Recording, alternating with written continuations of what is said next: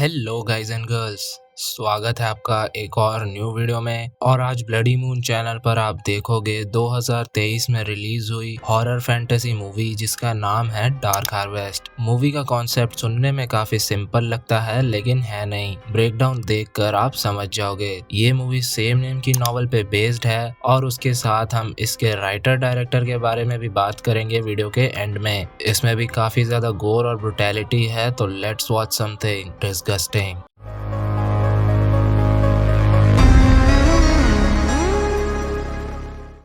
Movie की कहानी set है 1962 में, जहां सॉ टूथ जैक नाम के लेजेंड के अनुसार हर साल हैलोवीन की रात सॉ टूथ जैक कॉर्नफील्ड से निकलकर टाउन के चर्च में जाने की कोशिश करता है और उसके रास्ते में आने वालों को वो छोड़ता नहीं। लेकिन रास्ते में इसके आते हैं टाउन के टीनेज लड़के जिन्हें इसे 12 बजने से पहले चर्च में जाने से रोकना होता है। अगर नहीं रोका तो टाउन की फसलें बर्बाद होंगी, टाउन का काल आएगा। इसे मारने के लिए लड़कों को एक साथ मिलकर इसे दबोचना होगा क्योंकि अकेले कोई इसे नहीं मार सकता। ऐसे ही इस साल भी उसे एक अकेला लड़का मिला जिसको उसने जिंदा जला दिया, क्योंकि जब ये सांस लेता है तो इसका पंपकिन हेड जलता है। उसकी जलती लाश को देख वहाँ लड़कों की भीड़ जम गई थी, तभी उन्हें सॉ टूथ भी दिख गया। फिर क्या सब कोई उसके पीछे लग गए। उसे भगा भगा कर टाउन के बीचों बीच जिम नाम के लड़के ने फाड़ दिया। फिर उसका पेट फाड़ कर कैंडीज चखा और उसके बाद बाकी लड़कों ने। जिम ने शिकार जीत लिया था, इसलिए उसे मिलेगी एक शानदार चमचमाती नई कार और दुनिया घूमने के पैसे,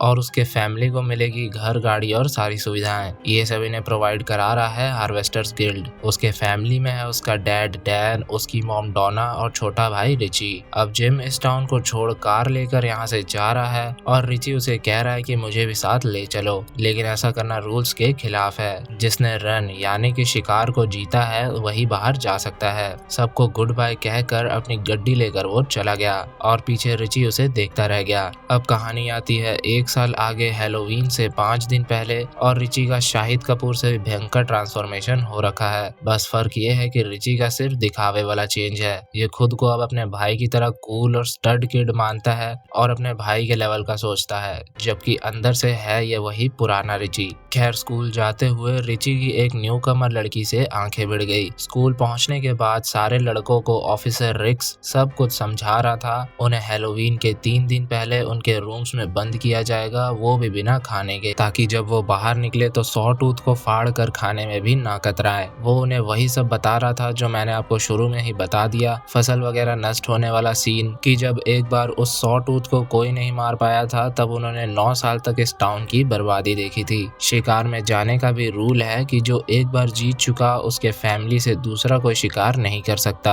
और कोई लड़की भी शिकार में हिस्सा नहीं ले सकती। अब हर लड़के को मजबूर होकर शिकार में जाना पड़ता है क्योंकि उनके पास कोई चॉइस नहीं। लेकिन रिची को यह साबित करना है कि वो भी अपने भाई से कम नहीं, इसलिए इस साल ये शिकार में जाएगा। इसी पॉइंट को राइली नाम के लड़के ने उठाया तो रिची और राइली के बीच बहस शुरू हो गई और उन दोनों को ही ऑफिसर ने भगा दिया। एक चीज यहाँ ध्यान देने वाली ये है कि कुछ लड़कों की अपनी भी एक थ्योरी है सॉ टूथ को लेकर। कोई कहता है कि ऑफिसर हर साल जेल से कैदी को सॉ टूथ के भेस में मरने के लिए छोड़ देता है, वहीं दूसरा कहता है कि उसने बचपन में सॉ टूथ को देखा है, वो भी लड़कों को बेरहमी से मारते हुए। खैर, राइली बाहर निकलकर रिची के पीछे लग गया था और रिची की सारी हेकड़ी बाहर आ गई, क्योंकि राइली सच में कूल किड है और उसे यह समझ आता है कि रिची सिर्फ हवाबाजी करता है, बस कि उसका कुछ है नहीं। खैर, फटी में वो भागा और जाकर छुप गया एक थिएटर में, जहां काम करती है वही लड़की। इसका नाम है केली। केली भी जानती थी कि पिछले बार जो शिकार जीता था ये उसी का भाई है। रिची ने उससे पूछा कि तुम डिनर पार्टी में आओगी ना, लेकिन केली ने बोला कि उसे नहीं बुलाया गया काले गोरे वाले रेस की वजह से। रिची ने कहा, मैं शिकार जीत गया तो देखता हूँ तुम्हें वहाँ जाने से कौन रोकता है। थोड़ी डायलॉग बाजी करके वो वहाँ से निकल गया। अपने दोस्त मिच और बर्ड के साथ वो एक शॉप पर पहुंचा तो शॉपकीपर भी उससे उसके भाई के बारे पूछ रहा था। खैर, फिर बर्ड वापस चला गया और मिच के साथ वो एक फार्म के पास पहुंचा, जहाँ मिच उसे उसकी झूठी तारीफें सुनाकर उसे चढ़ा रहा था चने के झाड़ पर। बात मान भाई, तू तेरे भाई से बहुत आगे है, चल इस बार साथ मिलकर शिकार में हिस्सा लेंगे और सॉटूथ को मारेंगे वगैरह वगैरह। हालांकि उसे भी अच्छी तरह पता था कि रिची के बस का नहीं कुछ। खैर रात को डिनर के समय डोना जिम की एक्स गर्लफ्रेंड का जिक्र करती है जिसका नाम है एनी। एनी को लगता है कि जिम इससे अब भी प्यार करता है और इसके लिए वापस आएगा। डोना ने रिची को एक कार्ड दिया जो भेजा था जिम ने, जिसे देखकर जिम डिसअपॉइंटेड था कि साल भर में सिर्फ यही। खैर रिची उनसे कहता है कि वो इस साल शिकार पर जाएगा, लेकिन डैड ने उसे मना किया और कहा कि ये रूल्स के खिलाफ है। इसके बावजूद भी उसने तमीज नहीं दिखाई तो बाप का चमाट खाना पड़ा। वहीं हम कॉर्नफील्ड के फार्मर को देखते हैं जो स्केयरक्रो के सर पर पंपकिन को जैक ओ लैंटर्न का शेप देकर लगा रहा था, क्योंकि हैलोवीन में यही स्केयरक्रो बनेगा सॉटूथ जैक। अगले दिन जब रिची स्कूल जा रहा था तब राइली ने उसे मारा और कहा कि तू मेरे से बेहतर नहीं है। फिर उसकी बेल्ट लेकर उस पे थूक के चला गया। स्कूल की जगह वो पहुंचा घर, जहां लेटर बॉक्स में आया था जिम का लेटर। उसमें जिम ने लिखा था कि वो अब बाहर घूम घूम कर काफी अकेला महसूस करता है और चाहता है कि वो जल्द ही घर वापस आ सके। बेसिकली उसमें ऐसी चीजें लिखी हुई थी जिसे पढ़कर कोई भी रन में हिस्सा लेना नहीं चाहेगा। आखिर में उसने बोला था कि जब तक मैं नहीं आ जाता तब तक मॉम डैड का ख्याल तुम्हें रखना होगा। ख्याल का छोड़ो, इसे पढ़कर वो एक गाड़ी चुराकर टाउन से भाग रहा था, लेकिन ऑफिसर ने उसे दबोच लिया। रात तक सभी लड़कों को कमरों में बंद कर दिया गया था ताकि हैलोवीन वाली रात वो लोग बाहर आए भूखे हैवानों की तरह। मुझे बहुत भूख लगी है, एक ब्रेड का स्लाइस दे। मुझे बहुत प्यास लगी, पानी दो। पानी तो दे दो कम से कम। फिर हैलोवीन की रात फार्मर ने सॉटूथ के अंदर कैंडीज भर के उसके पेट को सिला और उसके अंदर जान आ गई। तभी सारे लड़कों को भी घर से बाहर निकाला गया और डार्क हार्वेस्ट अब बन चुका था द पर्ज। खैर रिक्स से मार खाने के बाद रिची तब से बेहोश पड़ा था और अभी उसे होश आया है। उसके डैड ने उसे बाहर जाने से रोका, लेकिन उन्हें धक्का देकर वो वहां से जाने लगा। तभी मॉम ने भी उसे रोकने की कोशिश करी, लेकिन वो रुका नहीं। वो सीधा पहुंचा अपने दोस्तों के पास और एक और रूल को तोड़ते हुए शिकार के लिए निकल पड़ा। शिकार में गाड़ी ले जाना अलाउड नहीं है। फार्म वाले रास्ते पर अचानक उनके गाड़ी के सामने सॉटूथ आ टकराया, लेकिन बाहर निकलने पर वो उन्हें कहीं नहीं दिखा। लेकिन मक्कों के बीच रिची ने उसे स्पॉट कर लिया और चारों भागे उसी के पीछे। सबसे पहले चार्ली का काम किया सॉटूथ ने उसके 2 टुकड़े करके। जैसे ही चार्ली वहां से गायब हुआ तो बर्ड वहां से भाग लिया, क्योंकि वो उन लड़कों में से है जो शिकार में हिस्सा तो नहीं लेना चाहते लेकिन मजबूरन लेना पड़ता है। खैर वो फिर से भागने लगे और इसी बीच सॉटूथ ने मिच के सर को हाफ में काट दिया और अब सॉटूथ खड़ा था रिची के सामने। लेकिन रिची की भी हिम्मत जवाब दे गई और वो वहां से भाग निकला। स्केयरक्रो वाले क्रॉस के पास उसे मिली कैली, लेकिन लड़कियां तो हिस्सा नहीं ले सकती ना। अरे बाढ़ में गए रूल्स, जब कोई नहीं मान रहा तो हम क्यों माने। रिची जान चुका था कि सॉटूथ को मारने के लिए उन्हें चाहिए होगी एक गन, इसलिए वो कैली के साथ गन जुगाड़ने चल दिया। वहीं बर्ड डरा सहमा सा अपने घर पहुंचा तो उसके मॉम डैड ने उसे घर के अंदर लिया ही नहीं। वो कह रहे थे कि जाओ हमारा नाम रोशन करो। सामने वाले घर के खिड़की से एक बच्चा उसे कह रहा था कि तुम्हारे पीछे सॉटूथ है। उसे देखकर वो वहां से भागा और एक बंकर के पास जाकर वो कहने लगा कि उसे अंदर ले लो। उस बंकर में कुछ लड़के थे जो शिकार में जाना नहीं चाहते थे। उन्होंने उसे अंदर लेने के लिए पैसे मांगे जो बर्ड पे थे नहीं। इसी बीच वहां पहुंच गया सॉटूथ और ये हो गया नाम रोशन। बंकर के अंदर घुसकर उसने सबको फाड़ कर खून की बारिश कर दी।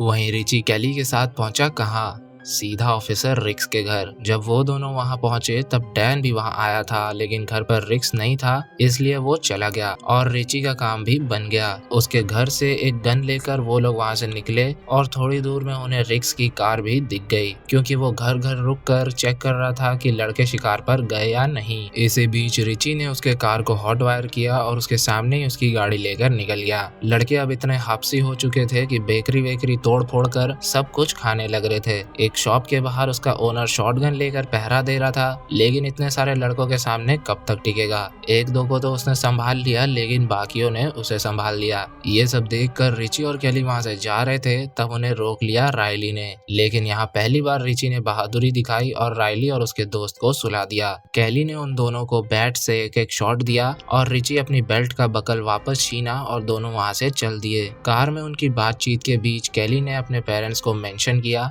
उसके मॉम डैड पिछले साल एक कार एक्सीडेंट में मारे गए थे। उसके डैड वॉर में जाने से पहले इस टाउन में रहते थे, लेकिन वॉर के बाद वो यहाँ कभी नहीं आए और बाहर ही सेटल हो गए। उनके मरने के बाद कैली यहाँ पर वापस आ गई अपनी आंट के साथ रहने के लिए। हालांकि उसके डैड यहाँ कभी वापस आना नहीं चाहते थे। तभी उन्हें रेडियो में सॉटूथ की लोकेशन बताई जाती है, जो कि एक चाल थी ऑफिसर की उन्हें अपने पास बुलाने की। फिर क्या वो लोग उस लोकेशन पर पहुंच गए और वहां उन्हें सॉटूथ भी मिल गया था। रिची उसे उड़ाने ही वाला था, लेकिन तभी उसने उसकी बेल्ट पे गौर किया और उसे नहीं मार पाया। कैली ने उस पे हमला किया तो उसने कैली को दे मारा। उसके बाद वो वहां से गायब हो चुका था। कार में रिची सॉटूथ को ना मार पाने का रिग्रेट कर रहा था, तभी रिक्स ने उन्हें दबोच लिया, लेकिन उसकी बकबक के बीच वो दोनों उससे जैसे तैसे बचकर भाग गए। दोनों सीधा पहुंचे रिची के घर, जहां डॉना सिगरेट फूंक रही थी। उससे रिची ने पिछले कुछ शिकार के विनर्स के बारे में पूछा और जिन जिन का नाम डॉना ने बताया वो वापस लौटकर कभी नहीं आए। इससे रिची समझ गया था कि सॉटूथ और कोई नहीं बल्कि वही बनता है जो उसे मारता है। जैसे पिछले साल जिम ने सॉटूथ को मारा था तो उसे बाहर घूमने का मौका मिला था, लेकिन उसे कभी बाहर जाने दिया ही नहीं गया। रिक्स विनर को टाउन के बाहर जाने से पहले ही रोक लेता था और उन्हें मारकर लाश को उसी कॉर्नफील्ड में गाड़ देता था। उनके मरने के बाद फार्मर उनकी बॉडी को बाहर निकाल कर अपने काम करके उसे साल भर सॉटूथ बनने के लिए छोड़ देता था। इसलिए अब तक जितनी बार भी रिची और सॉटूथ आमने सामने आए हैं, सॉटूथ ने रिची को कोई नुकसान नहीं पहुंचाया, क्योंकि वो जिम ही है। बाकियों को तो वो चीरने से पहले एक बार भी नहीं सोच रहा था। लड़कों के साथ ये किया जाएगा ऐसा उनकी फैमिली को नहीं बताया जाता था, लेकिन एक बार अगर कोई शिकार जीत जाता है तो उसके बाद हार्वेस्टर्स गिल्ड द्वारा उनके पेरेंट्स को डराया धमकाया जाता है कि किसी को बताया तो पूरे फैमिली को मार दिया जाएगा। जिम के जीतने के बाद डैन और डोना को सब कुछ पता चला, इसलिए वो रिची को शिकार में जाने से रोकते रहे और रिची सोच रहा था कि उनको लगता है रिची के बस का नहीं कुछ। वो लेटर्स भी किसी और ने नहीं बल्कि खुद डोना ने लिखे थे, ताकि रिची शिकार पर ना जाए। एक बेटे को खोने के बदले उन्हें ये घर गाड़ी मिली जिसमें रहना आसान तो बिल्कुल भी नहीं होता होगा, लेकिन फिर भी उन्होंने कहा चलो छोड़ो, जो हो गया वो हो गया, कम से कम दूसरे बेटे को तो समझा सकते हैं ना। इसलिए वो हमेशा रिची के साथ प्यार से रहते थे, जिससे रिची को लगता था कि वो अब भी उसे एक छोटे बच्चे की तरह ट्रीट करते हैं। ये सब उसे समझने में काफी देर हो गई, क्योंकि डोना ने खुद को स्टैब करके खुद की जान ले ली। वो और घुट घुट कर नहीं जी सकती थी। उन्हें चैन से नींद आ जाए उसके लिए उन्हें स्लीपिंग पिल्स भी हार्वेस्टर्स गिल्ड प्रोवाइड कराती थी। इस पूरे टाउन को कंट्रोल करती है हार्वेस्टर्स गिल्ड और टाउन से भागने की कोशिश करने वालों को कंट्रोल करता है ऑफिसर रिक्स। वहीं सॉटूथ को हम देख पाए जो एक घर में आग लगाकर वहां से चला गया। वो घर उन्हीं का पुराना घर था। खैर डैन पहुंचा ऑफिसर के पास और उसने बोला कि वो ये सब और नहीं कर सकता, लेकिन ऑफिसर बकर बकर करने में एक्सपर्ट है। उसने फिर से उसे बर्बादी के किस्से सुनाकर समझा दिया और डैन को ना चाहते हुए भी उसकी बात सुननी पड़ी। यहाँ रिची और कैली के पास बढ़िया मौका था टाउन से दूर कहीं भाग जाने का, लेकिन रिची समझ चुका था कि अगर सॉटूथ को किसी ने मारा ही नहीं तो अगले साल कोई सॉटूथ बनेगा ही नहीं। दोनों ने ठान लिया था कि साथ मिलकर सॉटूथ को चर्च तक पहुंचाएंगे। जैसे जिम ने पुराने घर को जलाया, वैसे रिची ने जला डाला नए घर को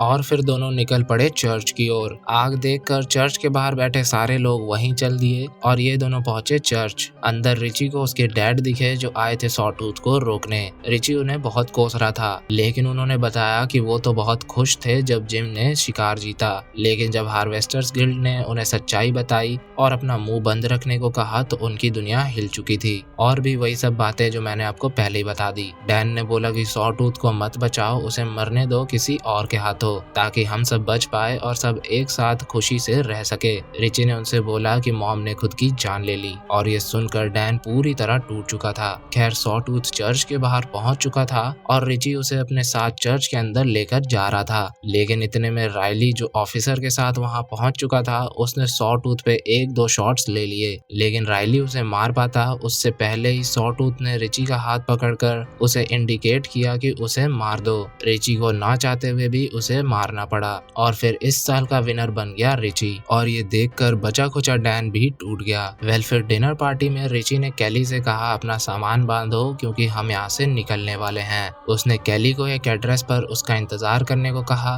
कैली ने जाने से पहले उसे एक गन पकड़ाया। पार्टी के बाद हार्वेस्टर्स गिल्ड ने उसे गाड़ी और पैसे दिए और रिची अपने सफर पर निकल ही रहा था। तभी उसे एनी ने रोका और कहा कि मुझे भी साथ ले चलो, लेकिन रिची जानता था कि इसे सच्चाई पता चलेगी तो ये बर्दाश्त नहीं कर पाएगी। इसलिए वो अकेला ही निकल गया। यहाँ डैन ऑफिसर के पास पहुंच चुका था उसे मारने के लिए, क्योंकि वो जानता था कि ऑफिसर हाईवे पे रिची को रोककर मार डालेगा, लेकिन ऑफिसर ने उल्टा उसे ही चित कर दिया। रिची कैली को लेकर टाउन से निकल रहा था, लेकिन हाईवे ब्लॉक्ड था और उसका पीछा कर रहा था ऑफिसर। रिची ने कैली को छुपे रहने के लिए बोला और ये भी कि अगर वो 10 मिनट के अंदर वापस नहीं आया तो गाड़ी लेकर निकल जाना। ऑफिसर ने उसे बाहर बुलाया और उसे गन पॉइंट पे ले गया कॉर्नफील्ड के बीच, और बकर बकर की इसकी आदत है, इसलिए मौका देखकर रिची ने उसे उड़ा डाला। उसे लगा अब उसे कोई नहीं रोकेगा, लेकिन फार्मर ने उसे मारकर बेहोश कर दिया, और जब उसे होश आया तब फार्मर उसे जिंदा ही गाड़ रहा था। काम पूरा होने के बाद उसने रोड का ब्लॉकेज खोला और तभी वहां पहुंचा डैन। उसने कैली से यहाँ से चले जाने को कहा और कैली रोते हुए वहां से चली गई। इसके पोस्ट क्रेडिट में हम देखते हैं फार्मर को, जिसने रिची की बॉडी को बाहर निकाल कर उसके सर में कद्दू लगाकर लटका दिया। इसके 1 साल बाद डैन वहां आया और उसने रिची को नीचे उतारा, लेकिन फार्मर ने उसे देख लिया। वो कुछ कर पाता उससे पहले ही डैन ने उसे निपटा दिया और रिची से कहा कि सब कुछ जला डाल। उसके हिसाब से तो उसने सही किया। टाउन के साथ इसका श्राप और सारी बकचोदी भी खत्म, और मूवी भी। तो ये मूवी काफ़ी ज़्यादा अच्छी थी, मुझे पसंद आई, लेकिन एक सबसे बड़ा सवाल है जो कि शायद ही किसी के मन में आया होगा, उसके बारे में बात करेंगे, लेकिन पहले मूवी की तारीफ तो बनती है। एक नॉवल की स्टोरी को 1.5 घंटे की मूवी में दिखा पाना इम्पॉसिबल है, इसके लिए बनानी होगी फुल फ्लेजेड सीरीज। लेकिन इसके बावजूद भी मूवी ने छोटे छोटे सीन से हमें बहुत कुछ बताने की कोशिश करी और बहुत हद तक सफल भी हुई। एक्टिंग बहुत बढ़िया, डायरेक्शन बढ़िया, काफ़ी क्रिएटिव कॉन्सेप्ट, लेकिन राइटिंग में ये मार खा जाती है। इसलिए प्लॉट होल और कई सारे सवाल हमारे सामने आते हैं, जैसे कि टाउन का नाम क्या था, हार्वेस्टर्स का ऐसा करने के पीछे का रीजन, और सबसे बड़ा सवाल, जब 9 सालों तक टाउन में काल था तब टाउन को रिवाइव कैसे किया गया। मतलब छोड़ो, इसे भी छोड़ो, सारे सवाल छोड़ दो, क्योंकि सवालों से मुझे मेरा सवाल याद आ गया कि जब शिकार के रूल्स हैं कि विनर के फैमिली का कोई दूजा मेंबर शिकार में जा नहीं सकता, तो जब रिची जीता तो उसे विनिंग प्राइज दिया ही क्यों गया। उसे तो मना कर देना चाहिए था, ये कहकर कि तुमने जो किया है वो रूल्स के खिलाफ है, तुम्हें अवार्ड नहीं मिलने वाला। इस सवाल का जवाब आप जानते हो तो बता दो कमेंट्स में, बाकी मेरा दिमाग तो यहीं तक चल रहा है। खैर मूवी काफी अच्छी थी, इसे आपको जरूर देखनी चाहिए, क्योंकि सिर्फ एक ट्विस्ट ने प्लॉट को पूरी तरह से पलटकर इंटरेस्टिंग बना दिया, और मूवी जितनी अच्छी बनाई जा सकती थी उतनी अच्छी बनी है, और इसे देखने के बाद आप रिग्रेट नहीं करोगे। उम्मीद है इसका सीक्वल आए तो उसमें हमें हमारे जवाब मिलेंगे। इसके डायरेक्टर हैं डेविड स्लेड, जिन्होंने बना रखी है हार्ड कैंडी और नाइटमेयर सिनेमा जैसी फिल्म्स, और इसके राइटर है माइकल जीलियो। मूवी जिस नॉवल पे बेस्ड है उसे लिखा है नॉर्मन पैट्रिज ने। इसी के साथ गाइज एंड गर्ल्स, ये था डार्क हार्वेस्ट का ब्रेकडाउन। मुझे उम्मीद है आपको अच्छा लगा होगा। पसंद आया हो तो लाइक सब्सक्राइब किए बिना मत जाना, वरना खिड़की के बाहर सॉटूथ दिख जाएगा। खैर आपका हॉरर होस्ट एंड घोस्ट अब आपसे मिलेगा एक न्यू वीडियो के साथ, तब तक के लिए बाय बाय।